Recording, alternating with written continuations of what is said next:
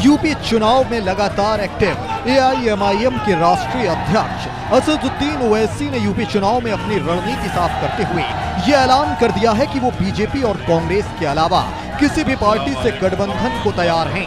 सहारनपुर दौरे पर पहुंचे ओवैसी ने जनसभा को संबोधन के दौरान बीजेपी समेत कई पार्टियों पर हमला बोलते हुए कहा, मैं किसी मजहब के खिलाफ नहीं हूं, लेकिन मुसलमानों को अपना सियासी नेतृत्व तैयार करना होगा।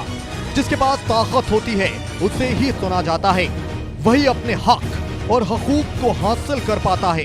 बीजेपी कांग्रेस के अलावा वो किसी भी पार्टी से गठबंधन को तैयार हैं। समाजवादी पार्टी, कांग्रेस और बहुजन समाज पार्टी सभी ने मुसलमानों के वोटों का इस्तेमाल किया है। ये वही सरजमीन है जिसने इल्म की शमा को रोशन किया। इसलिए आज मैं यहाँ आया हूँ ताकि मुसलमानों का नेतृत्व तैयार कर सकूं। इसमें आप सभी की दुआओं की जरूरत है।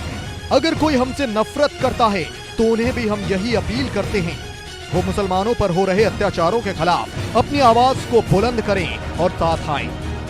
मुस्लिम वोटर्स को लुभाने और अपने खेमे में शामिल करने के लिए ओवैसी ने यहाँ पर मुस्लिम कार्ड भी खेला। समाजवादी पार्टी बीएसपी पर जमकर निशाना साधते हुए वो बोले, जब तक मुसलमान अपने वोटों से अपने नेताओं को नहीं बनाएंगे तब तक उनकी आंखों में आंसू आते रहेंगे। सियासी पार्टियों से अपने हक की मांग करते रहेंगे। आजादी के बाद सभी ने अपने अपने नेता बनाए, मगर मुसलमानों के पास आज भी लीडरशिप नहीं है।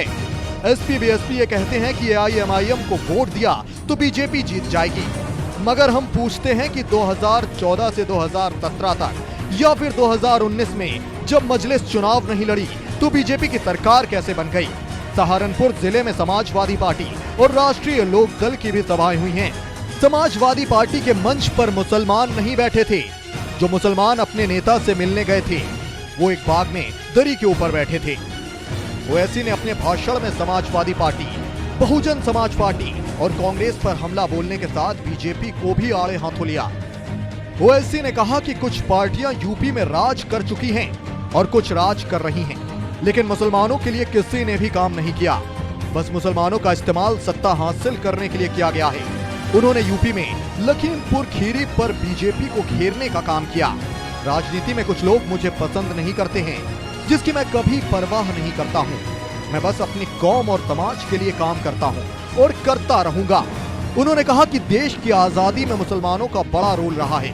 सहारनपुर इसका गवाह है, लेकिन चंद लोगों की वजह से मुसलमान कौम बदनाम हो रही है, जिसकी वो निंदा करते हैं, लेकिन ज्यादातर मुसलमानों को झूठे केसों में फंसाया जाता है।